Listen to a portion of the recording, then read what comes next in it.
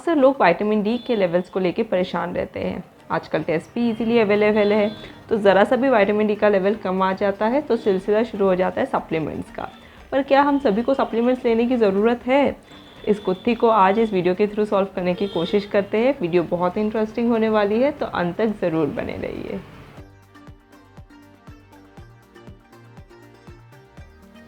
Hello everyone, welcome to healthy living with doctor Abhilasha. अगर आप इस चैनल पर नए हैं तो चैनल को सब्सक्राइब करना मत भूलिए। नीचे रेड कलर में सब्सक्राइब लिखा हुआ है, जाकर उसे टच कर दीजिए और बेल आइकन को प्रेस करना भी मत भूलिए, जिससे कि आने वाली वीडियोस की नोटिफिकेशन आपको मिलती रहे। तो आज हम बात कर रहे हैं विटामिन डी के डिफिशियंसी की। तो चलिए वीडियो स्टार्ट बात कर लेते हैं विटामिन डी के लेवल्स की। तो नॉर्मली अगर बात करें तो विटामिन डी अगर आपके ब्लड में 40 to 60 नैनोग्राम पर ml है तो इसका मतलब है आपकी बॉडी में विटामिन डी सफिशिएंट है। 20 to 40 नैनोग्राम पर ml है तो मतलब विटामिन डी इनसफिशिएंट है। और अगर 20 नैनोग्राम पर ml से नीचे है तो विटामिन डी की डेफिशिएंसी है। लेकिन ये जो लेवल्स है ये हमारे वेस्टर्न स्टैंडर्ड्स के हिसाब से बने हुए। कई सारी स्टडीज़ हुई है इंडिया में और ये पाया गया है कि इंडिया में इवन अगर 10 नैनोग्राम पर ml से नीचे विटामिन डी के लेवल्स है तो ही चिंता की बात है। मतलब ये जो 20 से लेकर 10 तक का लेवल है इसमें भी आपको बहुत ज़्यादा सप्लीमेंट्स लेने की ज़रूरत नहीं है। तो अगर आपका ब्लड टेस्ट का लेवल 20 नैनोग्राम पर ml से भी नीचे आ जा रहा है तो घबराइए नहीं, इसको आप वापस से अपने लेवल्स को ऊपर ले जा सकते हैं और बहुत ज़्यादा आर्टिफिशियल सप्लीमेंट्स लेने की आपको ज़रूरत नहीं है। तो अब बात कर लेते हैं कि विटामिन डी डेफिशिएंसी के सिम्टम्स क्या क्या होते हैं। कैसे पता चलेगा कि विटामिन डी की डेफिशिएंसी है या कब आपको विटामिन डी की डेफिशिएंसी का टेस्ट कराना चाहिए।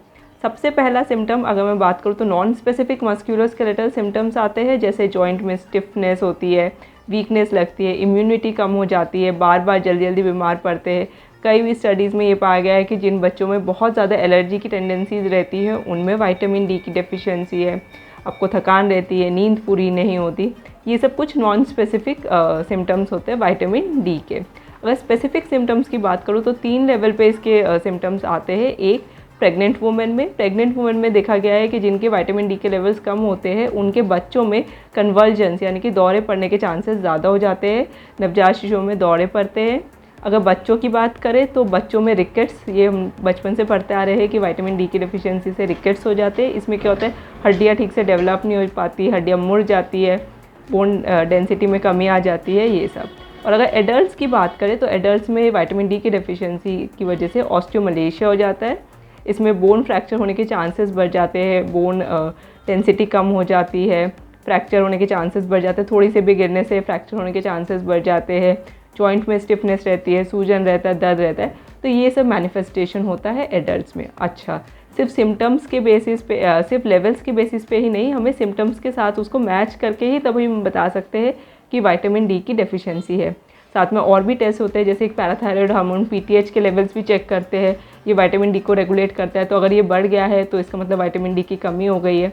तो ये सारा सब कुछ चेक करने के बाद ही एक डॉक्टर डिसाइड करता है कि विटामिन डी के सप्लीमेंट्स देने चाहिए या नहीं देने। बात कर लेते हैं विटामिन डी के सोर्सेज की। तो विटामिन डी के सोर्सेज अगर 2 पार्ट में डिवाइड करें तो एक है फूड से और दूसरा है सनलाइट से। पहले खाने पीने की बात कर लेते हैं। देखिए, खाने पीने से विटामिन डी के लेवल्स को नॉर्मल में लाना बहुत मुश्किल है, क्योंकि बहुत ही कम ऐसे खाने की चीज़ें हैं जिससे कि आपके विटामिन डी के लेवल्स मिलते हैं। जैसे कि हमारा विटामिन सी है, अब आंवला लेंगे आप, खट्टे फल लेंगे तो उससे हमारे विटामिन सी के लेवल्स बढ़ आ जाते हैं। लेकिन विटामिन डी के केस में ऐसा नहीं होता। नॉन वेज फूड की अगर बात करूँ तो अंडा, फिश, मीट, इन सब में थोड़ा बहुत विटामिन डी के लेवल्स होते हैं। कुछ मशरूम, स्पेसिफिक मशरूम्स होते हैं जिनमें कि अच्छे लेवल्स होते हैं, बट वो मशरूम हम यूजुअली इंडिया में यूज़ नहीं करते अपने डे टू डे लाइफ में।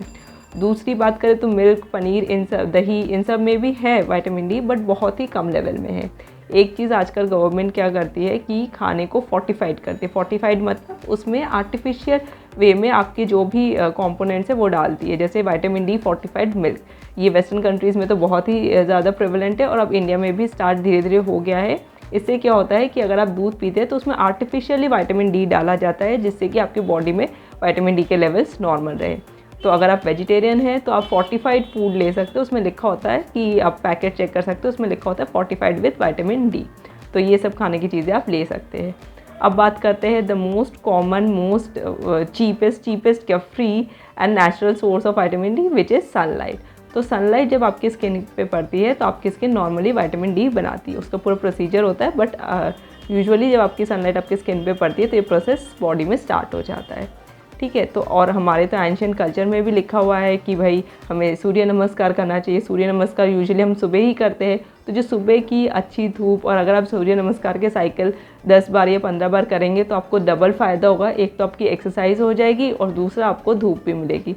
अगर सूर्य नमस्कार करना या कोई एक्सरसाइज करना पॉसिबल नहीं है तो एटलीस्ट 15 मिनट का आपका सन एक्सपोजर होना चाहिए, और कोशिश कीजिए उस टाइम आपने सनस्क्रीन नहीं लगाया हो।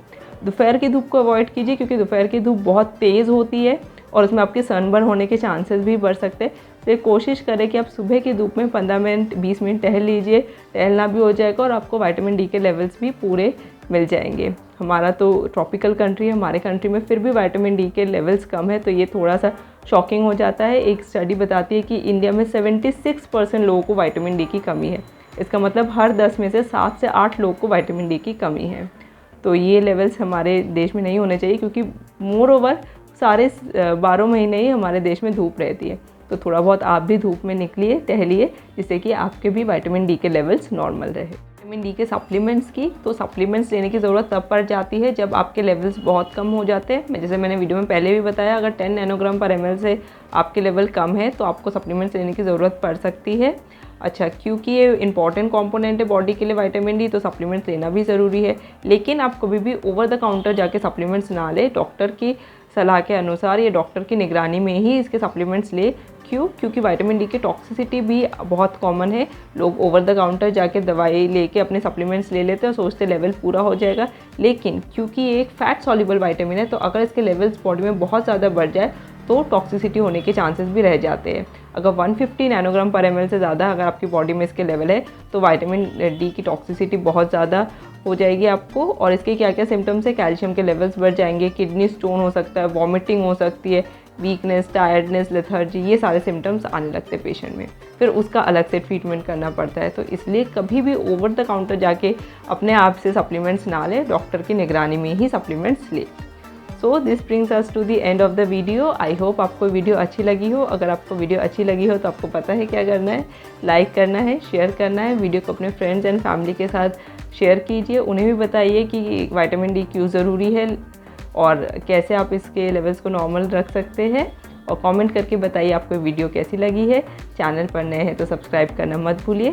Thank you very much for watching. Till we meet next time, stay healthy and stay happy.